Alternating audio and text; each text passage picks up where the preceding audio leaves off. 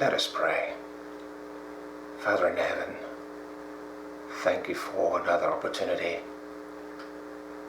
to get together, an opportunity to share your word. Listen to your children praying, Father, and grant us peace. In Jesus' name we pray. Amen. Well, friends, welcome back to our Sabbath school session. This is lesson 2 of our series. I want to begin with some quotes. The first quote is from a fellow named Jim McCutter, who says, "All scripture is God-breathed, and he doesn't waste his breath." The best evidence of the Bible being the Word of God is found between his covers. That's from Charles Hodge. Now, where did the Bible come from? What drove the writers to put the thoughts to paper? How did the documents become authoritative or for the Jewish and Christian communities? What led to their selection as part of collections known today as Old and New Testaments, respectively? Now, how would you present the Bible to someone who had never heard it or never read it? What are the best evidences for its divine origin? How is it God's Word when it has so many human qualities? So what answer would you give to the question, what's the Bible for? How do we deal with those who believe in verbal inspiration? What about the great controversy? Those are questions we are going to be tackling as we study the lesson this next 3 months. Questions, questions, questions. Now, let's spend the next 20 to 30 minutes exploring some of these questions. I'm going to start with the divine revelation of the Bible. The Apostle Peter boldly says in 1 Peter 1:21 that holy men of God spoke as they were moved by the Holy Spirit. Now, the context of this passage is important for Peter's argument. In this context, he recounts the amazing experience that he, along with James and John, witnessed at Jesus' transformation and glory when he was changed before them. That's recorded in Matthew chapter 16, verses 28 through chapter 17, verse 9. The Bible is a library written over 1,500 years by different people. Some of them wrote down the oral traditions of their peoples. Some wrote exhortations from God. Some wrote historical facts, and the list goes on. Over the years, a list of books emerged that people deemed sacred and authentic. Nobody woke up one morning and said, I will write a book that's going to be part of a Bible. A book that's going to be read by millions, if not billions of people. I don't think Paul thought that. I don't think John had that in mind. Now, do you think there was a conversation between God and those who wrote the Bible? How were these people chosen to fill this role? Do you think the writers whose words comprise the Bible understood that their writings would be considered as divine? How do you and I benefit from these long ago discussions between God and His chosen followers? How important is it for all of us to accept the divinity of the Bible? Or is the Bible too difficult to understand, much less follow? Let's get back to 2 Peter chapter 1, verses 19 through 21. Now, 2 Peter 1, 19 through 21. I'm going to read this to your hearing. This is what Peter says. And we also have the prophetic word made more sure, which you do well to heed as a light that shines in a dark place, until the day dawns and the morning star rises in your hearts, knowing this first, that no prophecy of Scripture is of any private interpretation. For prophecy never came by the will of man, but holy men of God spoke as they were moved by the Holy Spirit. You know, if the disciples' senses were overwhelmed on that mountain, the sight and the vision and hearing God's very voice, I believe their faith grew from this encounter. Now, if their senses were overwhelmed, how much more does the prophetic word bring conviction to us? Our lesson speaks about the process of inspiration. I got some questions for you. Did God tell the prophets and apostles exactly what to write in the Bible? What does it mean, or what do you understand by God inspiring someone? Did God direct the writer's pen or whatever writing tool he or she had to put the words down? Were they in a trance and writing automatically? By the way, wouldn't that be the best way to receive a word from the Lord? A verbatim dictation, if you please. Wouldn't that make life easier for us? Was it a miracle or a simple process of paying attention that the words of Bible writers became essential in the belief system of Christians through the ages? Think about it. Now, imagine asking a Bible writer such as the Apostle Paul, how he could be sure that every word he wrote was inspired by God. You know, there's a wide variety of beliefs concerning the human versus divine origin of the Bible. Now, the most fundamentalist Christians, meaning being evangelical or non-denominational in affiliation, hold that God dictated the exact text as it was written in the original Hebrew and Greek texts. That's what they believe. On the opposite extreme are those who conclude that the texts are the products of human imagination and creativity apart from any kind of divine being.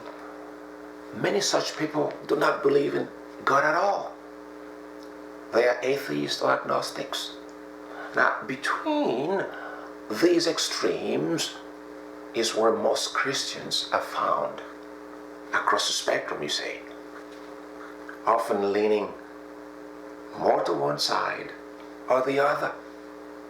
Some believe the Bible merely describes human encounters with the divine, while others believe God's Spirit actually directed the writing to a greater or lesser degree, but not actually decreeing or imposing on the prophet the exact words to write.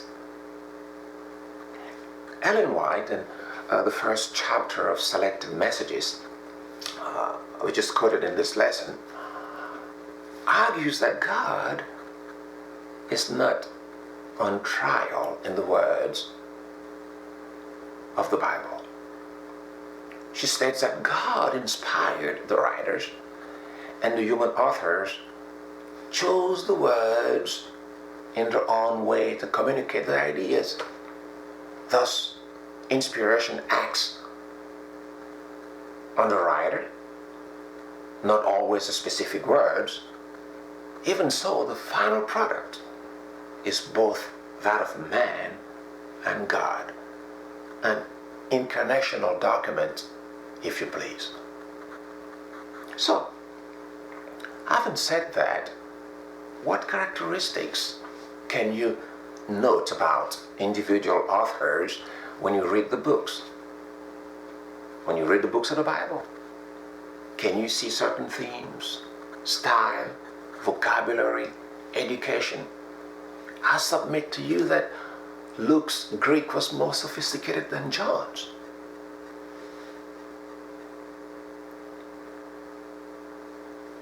I believe that God prefers that we learn in the process of studying the Bible. How much praying do you think we should do while applying those messages to our Christian life? So I ask you a question. Now, does the degree of control God's Spirit had over the writer change how authoritative the Bible is for us? Would we read, use, or apply the Bible differently if we thought that it was verbally inspired versus if we believed that the human author exhibited relative freedom and independence in writing? The lesson goes on to speak about the written word of God. And the lesson lists a number of places where divine messages were to be recorded, written down by putting a tool to a media source. Some used iron styluses, imprinting shapes in walks of clay. Others used quill pens dipped in gold ink, inscribing characters on papyrus or vellum. Vellum were stretched and dried animal skins. Now, have you ever wondered why God had men and women put in writing those words of Scripture that were obviously intended for people in other generations? Couldn't God's people remember what God told his prophets without having the messages written down? What's the value of having a written record of God's word rather than just oral tradition? Read Exodus 17:14 or Exodus 24:4, Joshua chapter 24 verse 26, and Revelation 1:11-19, and also Revelation 22:18 through 19. Over and over again in this text, in these verses, we see that God told his faithful servants to carefully write down what he had told them. I'm wondering, was God dictating? Just think about it. Why is the written word such an important part of our religious lives? I want to submit to you that the written word serves as a constant reference point for us, to which we can come back it can be copied again and again. Now that we have printing, it can be copied many times exactly the same. It can be made available to many people and can be translated and reproduced in many languages. It has proven to be a massive blessing to us, even generations later. I just can't help but be amazed by God's foresight. He knew how short our memories are. The lesson also talks about the parallel between Christ and Scripture. John chapter 1 verses 1 through 18 is quoted.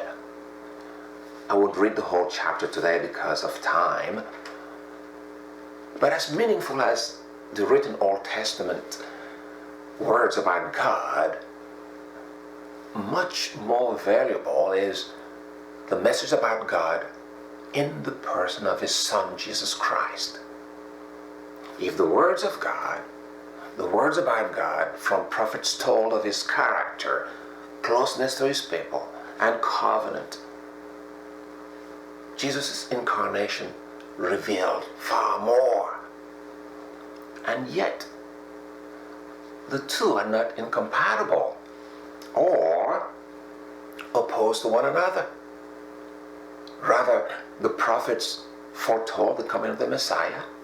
In fact, the beginning of John's Gospel mirrors Genesis 1 and 2, where it says, in the beginning, God spoke, and into existence came the world and everything in it. In these last days, God has spoken to us through one who is His Son. That's Hebrews 1:1. In other words, Jesus is a new creation, a new manifestation of the amazing creative power of God, always trying to get in touch with us. How important was Christ's written message to the fallen world? Jesus showed us what God is like. Now, just imagine Jesus holding a series of meetings at a prominent location and then saying goodbye to His people. Or just imagine Him delivering a message but not leaving any means by which human beings down the line would understand Him.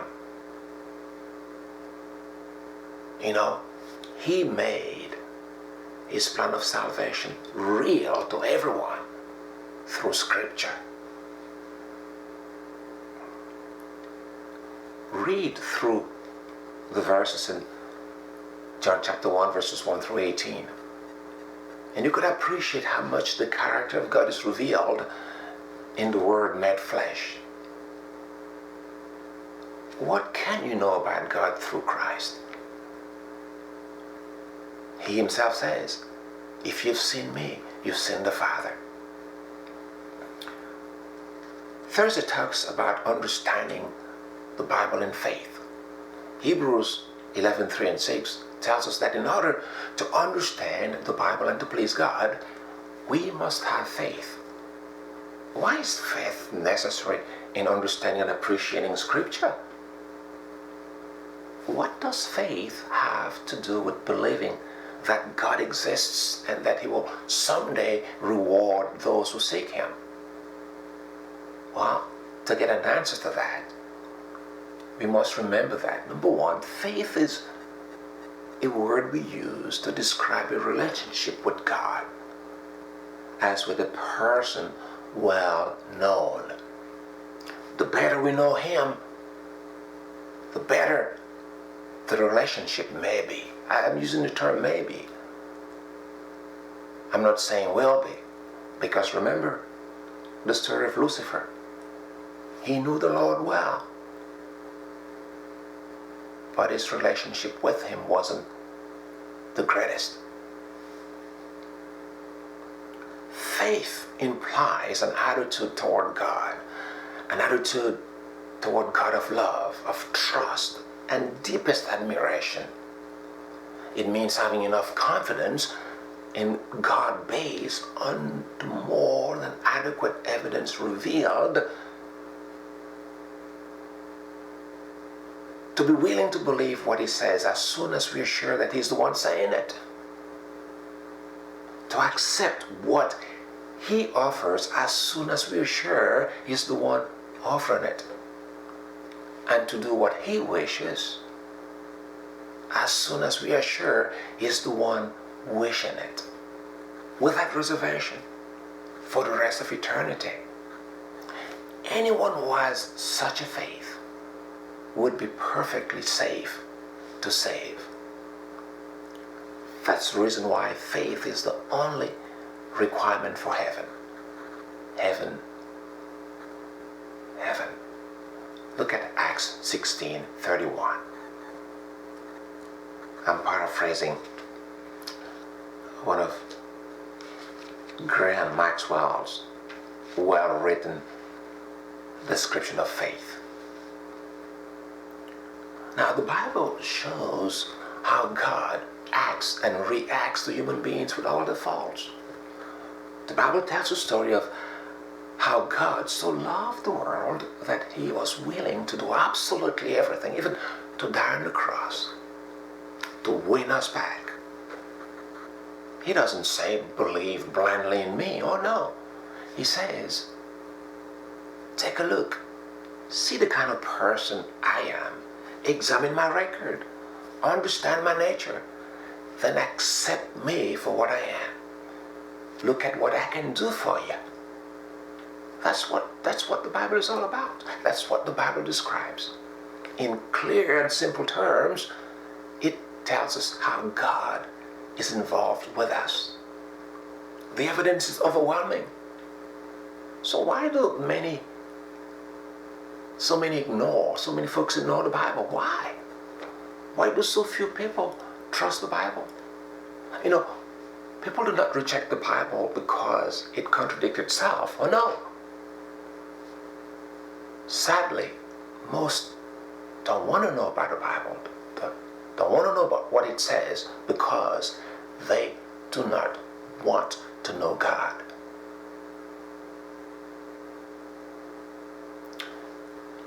People don't reject the Bible because it contradicts itself, but because it contradicts themselves.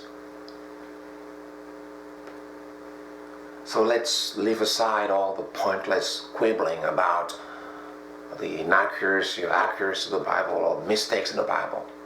It is either the Word of God or not. That's the question. Either it is a pack of lies or the deepest truth. No two ways about it. How do you decide then? How do you decide? How do you decide personally whether you can trust the Bible and God? There's only one way. Read it. Find out. Ask yourself questions. What is this telling me? Who is this person, Jesus, who claims to be God? Is he trustworthy? What did he do? How does this affect me now? Only by doing such an experiment will you find out the truth for yourself. Only then will you really know, instead of relying on other people's ideas and opinions. Don't even rely on mine. For it is through your personal experience that the Bible can be analyzed and judged trustworthy. Trusting the message of God and allowing the Spirit to bring conviction is vital to spiritual life and growth. But perhaps a more fundamental attitude is humility. We approach the Bible willing to hear God speak, inviting Him to use the document to communicate His love, His grace, and transforming power to me personally. the written word and the incarnate word should become real to us. Are we up to the challenge? Let us pray. Father, thank you for yet another session. Guide us daily, Father, as we study your word. Give us the wisdom to understand what you have to tell us. In Jesus' name we pray. Amen.